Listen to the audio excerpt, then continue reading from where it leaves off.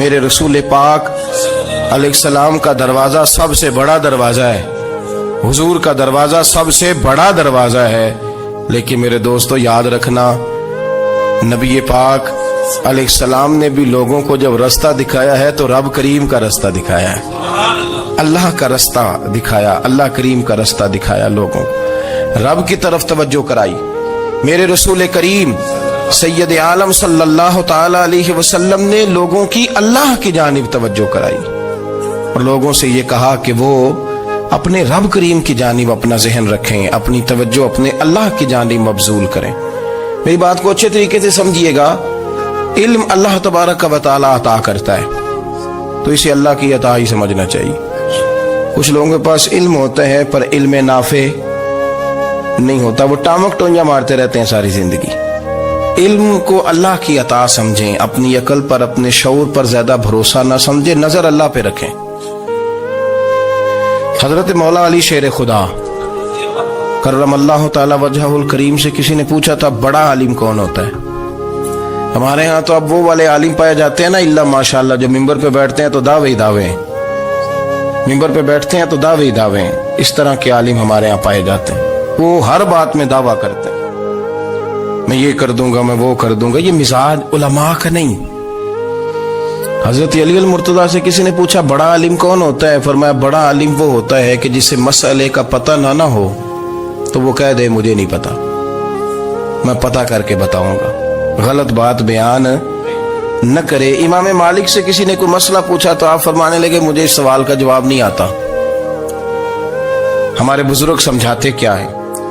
وہ کہنے لگا آپ اتنے بڑے امام ہیں تو اس سوال کا جواب نہیں آتا۔ آپ فرمانے لگے اگر مجھے ہر سوال کا جواب آتا پھر تو میں خدا ہوتا، مجھے ہر سوال کا جواب نہیں آتا، مجھے تو اتنا آتا ہے جتنا میرے رب نے مجھے عطا کر دیا ہے۔ اپنی نظر اللہ پہ رکھیں، نکل آئیں اس معمے سے باہر کہ میں کوئی بلا ہوں، مجھے بڑا پتا ہے، میرے پاس 6 ڈگریاں ہیں، مجھے 10 جگہ پہ تدریس کا شغف حاصل ہے، اس سے نکلیں باہر۔ قرآن مجید دیکھیے گا، اللہ تعالیٰ نے ارادہ قدرت فرمایا کہ میں حضرت آدم کو بناؤں گا، پھر بنانے کے بعد فرمایا فرشتوں سجدہ کرو آدم کو، سب نے سجدہ کیا الا ابلیس ابا واستکبر وکان من الکافرین، سب نے سجدہ کیا سوائے ابلیس کے، اس نے انکار بھی کیا، تکبر بھی کیا اور کافروں میں سے ہو گیا۔ تو یہ جب اللہ تعالیٰ نے سجدہ کرایا تو کیسے کرایا؟ اللہ تبارک و تعالیٰ نے نا حضرت آدم کو علم سکھایا خود، وعلم آدم الاسماء کلہا، خود اللہ فرماتے ہیں کہ میں نے جناب آدم علیہ السلام کو تمام اشیاء کے نام سکھائے، سب اشیاء کے نام سکھائے۔ تو وہ چیزیں پھر میں نے نا، اللہ فرماتے ہیں میں نے فرشتوں پہ پیش کی، میں نے کہا کہ بتاؤ ان کے نام کیا ہے، تو فرشتوں نے جو جواب دیا وہ سمجھنے والا ہے۔ اللہ نے چونکہ خود علم سکھایا تھا حضرت آدم کو، جناب آدم سکھایا تھا، لیکن فرشتوں کو نہیں سکھایا تھا۔ تو اللہ کریم نے فرمایا فرشتوں اب یہ بتاؤ ان چیزوں کے نام کیا ہیں؟ تو فرشتے کیا کہتے ہیں؟ فرشتے عرض کرتے ہیں قالوا سبحانک لا علم لنا۔ آپ کبھی یقین کریں اس چیز کی لذت لیں تو مزہ آ جائے۔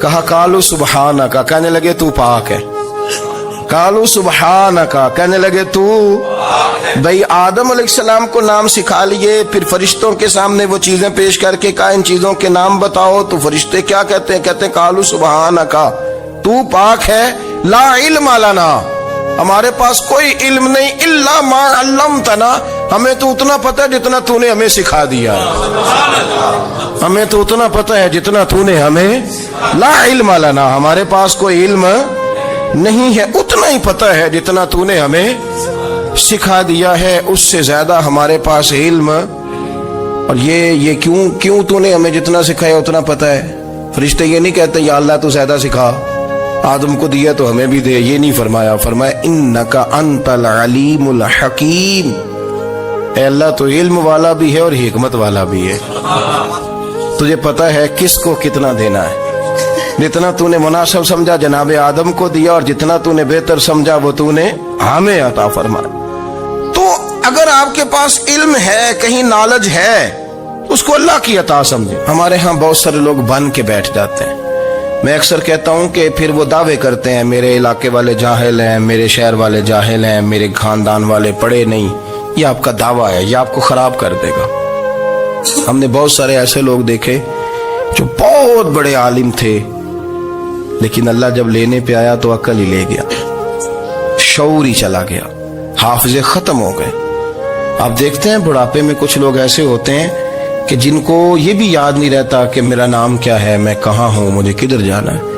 تو اس وقت سے اللہ کی پناہ مانگیں اور اپنی نظر اپنے رب کریم کی جانب رکھیں، اللہ کی جانب اپنی نظر کو مبذول رکھیں۔ دوسری بات، علم کے بعد ایک چیز آتی ہے جس کا نام ہے ہدایت، جس کا نام ہے تقوی، جس کا نام ہے پرہیزگاری، جس کا نام ہے عمل، عبادت، ریاضت۔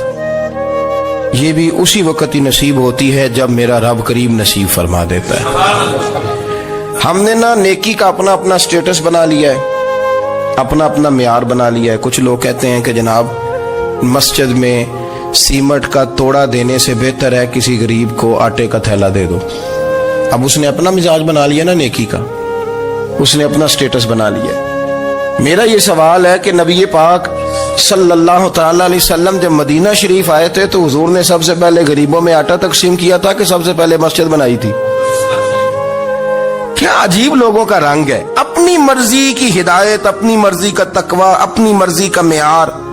مسجد کوئی بڑا چھوٹا خطیب بھی میری طرح کا ہو نا، تو وہ مسجد میں بیٹھ کے جب نبی پاک کی بات کرتا ہے تو کہتا ہے میرے رسول پاک غریبوں کا سہارا بن کے آئے۔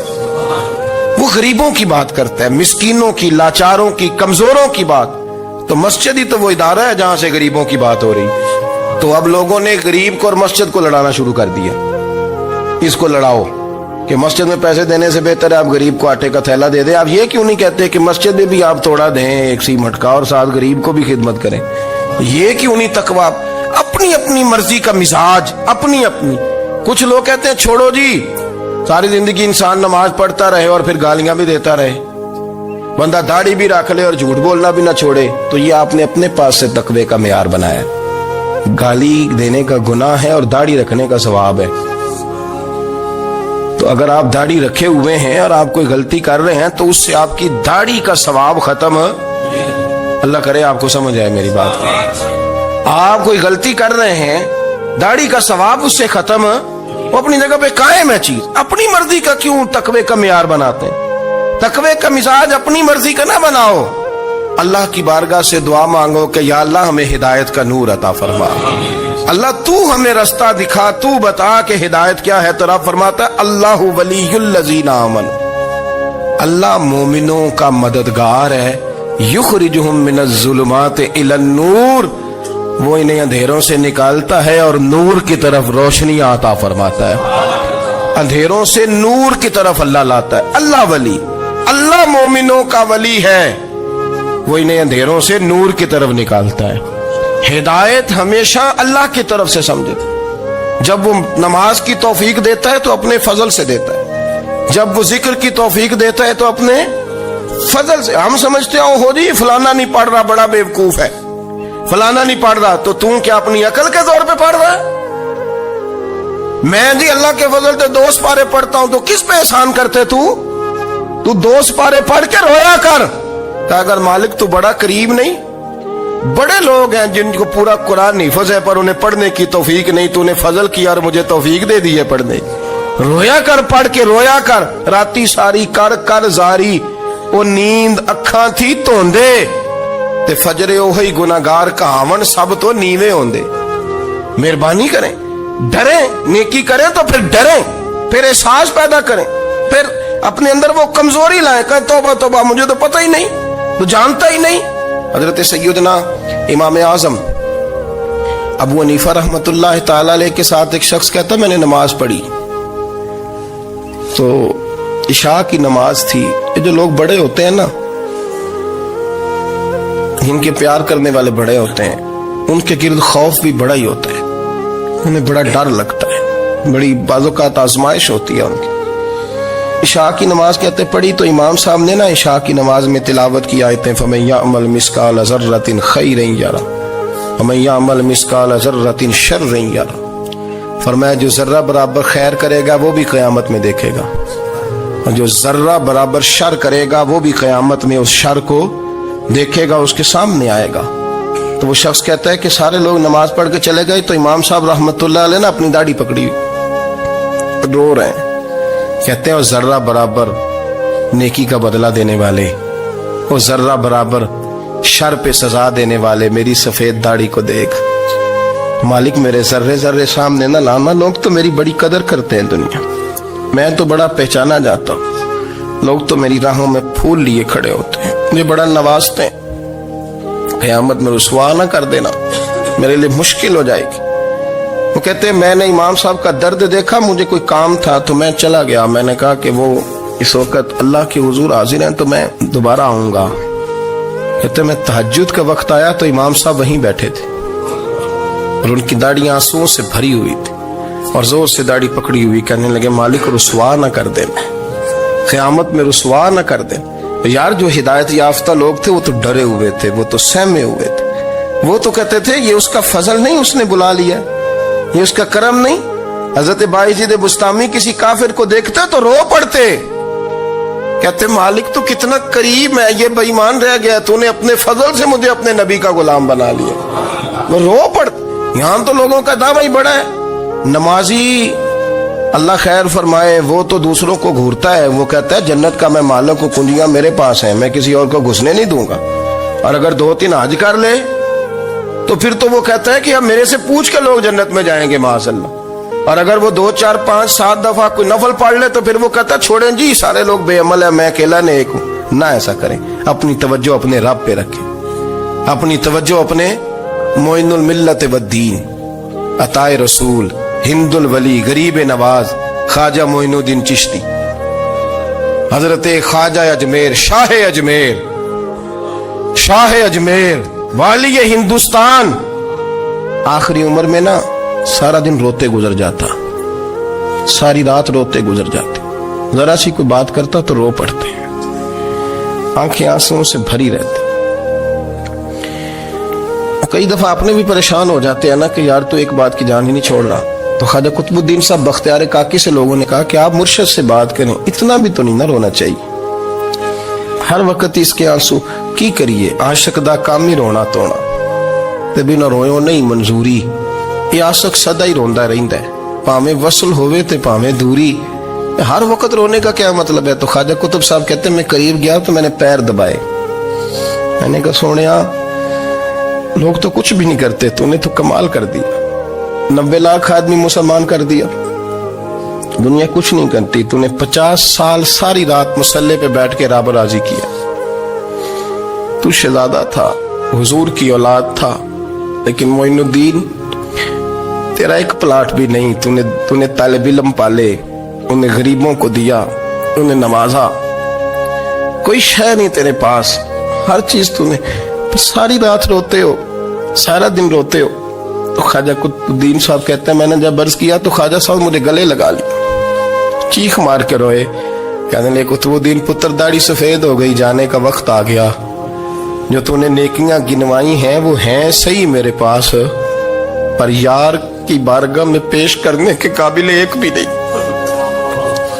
نہیں. تو بارگاہ تو دیکھ کتنی بڑی ہے, رسول کریم کی بارگاہ میں پیش کرنے کے قابل ان میں سے ایک بھی نہیں. تو آستانہ دیکھ کتنا بڑا ہے, کیا پیش کروں گا, کیا عرض کروں گا حضور کی بارگاہ میں, کس طرح.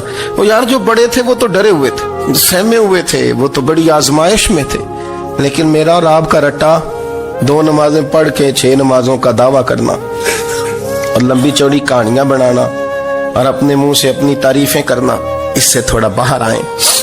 رزق بھی میرا اللہ ہی دیتا ہے, علم بھی اللہ دیتا ہے, رزق بھی.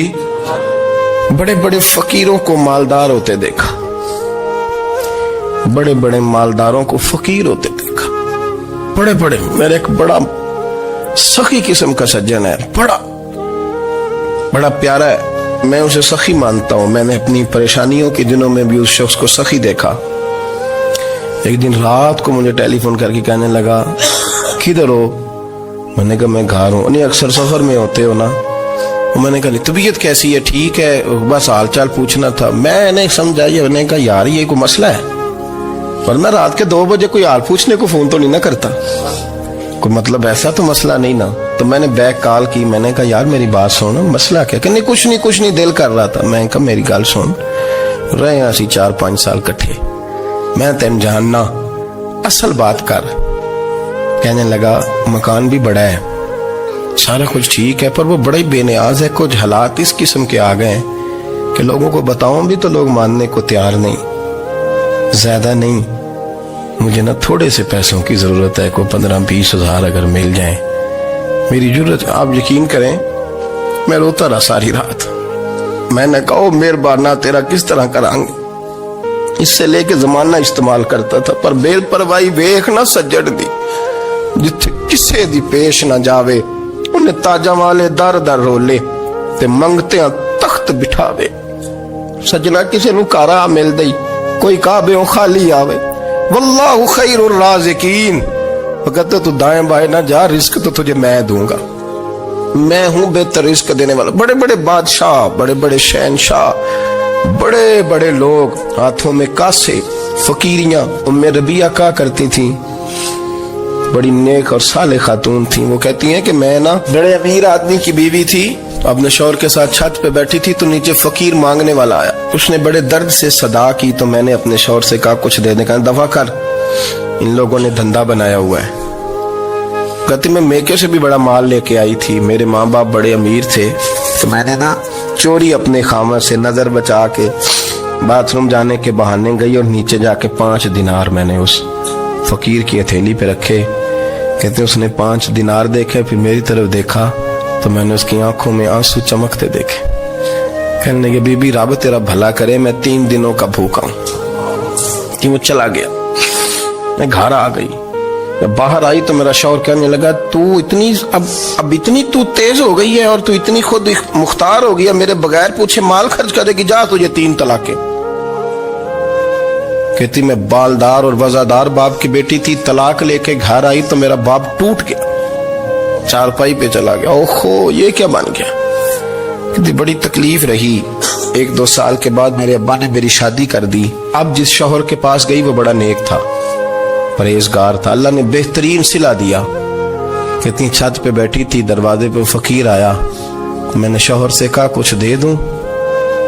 کہنے لگا 5 نہ دینا, 15 دینا, 20 دینا, میں فقیر ہوں, میں نے فقر سے دولت دیکھی ہے, اسے خالی نہ لوٹانا.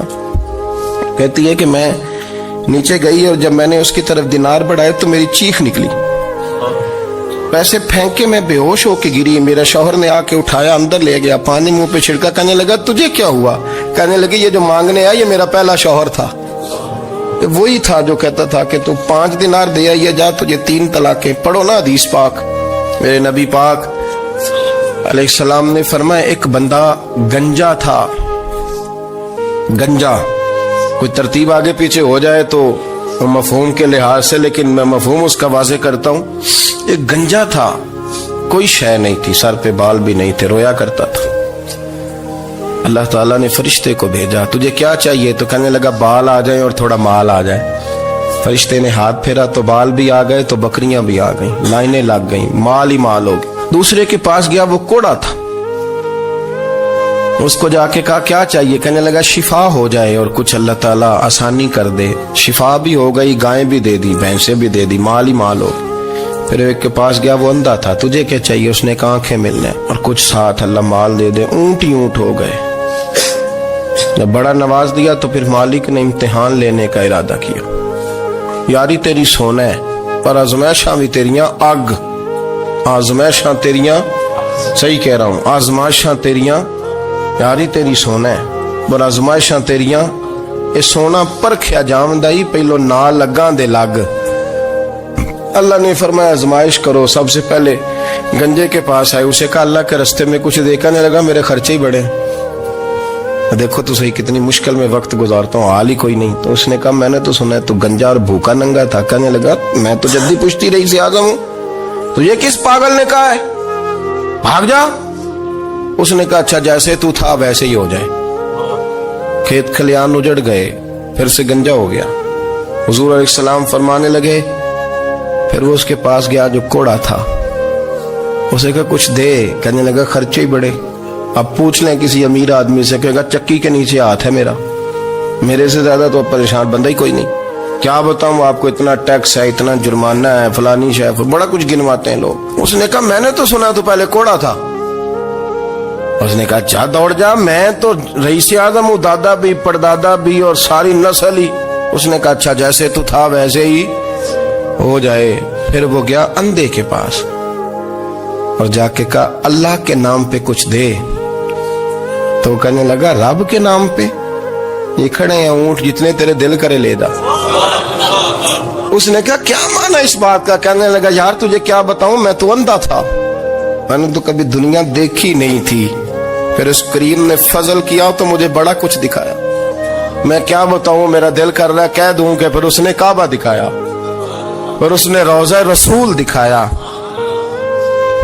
फिर उसने रियाजुल जन्ना के सजदे दिखाए, फिर उसने अपने महबूब के दरवाजे की रौनकें दिखाई। उसने बड़ा कुछ दिया, उसने बड़ा नवाजा। मेरे पास तो शायद मैं बदकार पुराना खादम, किसे दर मिली न टोई, ये वासफ यार ने नजर जो की थी फिर वासफ ही होई।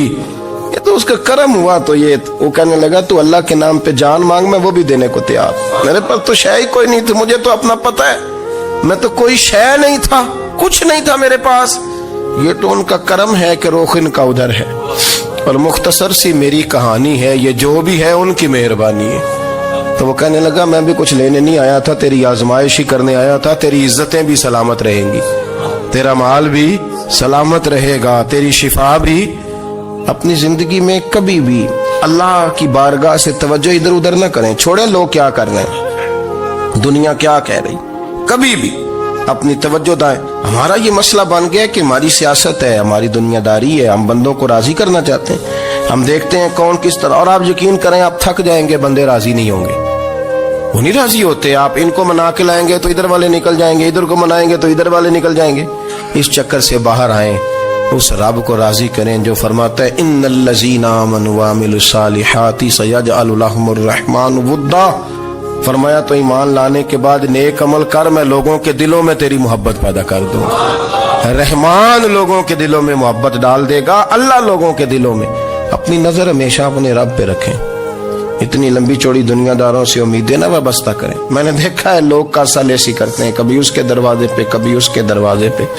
इन चक्करों से बाहर आएं और अपने रब की बारगाह की तरफ तवज्जो करें। इस्तिगफार शौक से पढ़ा करें। और अकेले में ना, अकेले में हज़रत रईसुल मुतकल्लिमीन मौलाना नकी अली खान साहब रहमतुल्लाह ने लिखा है कि फिरौन 500 साल हुकूमत कर गया। यहाँ तो 5 साल की हुकूमत की पैर लड़खड़ाते हैं, 500 साल। हमारे असल वजह यह थी कि दुनिया जब सो जाती थी ना तो ऊपर चादर लेके तो मुसल्ले पे बैठ जाता था और हाथ बांध के कहता था रब तू ही है, मेरा पर्दा ना खोलना, मालिक तू ही है, करम नवाजी करना, मेरी पकड़ ना करना। वो बेईमान हो के अगर 500 साल हाथ बांधे तो गुजारा कर लेता है, तू तो ईमानदार है। पर मसला ये है कि तू रात को बुक्कल मार के हाथ नहीं ना बांधता, तो मिन्नत नहीं करता, तो इस्तिगफार नहीं करता। तौबा करें तो बचे रहें। वो इतनी लंबी हुकूमत कर गया चूंकि रात को कहता था मालिक रब तू ही है, लेकिन मेहरबानी फरमा, मेरी पकड़ ना फरमा, तो अल्लाह ने तो उसको मोहलत दे दी।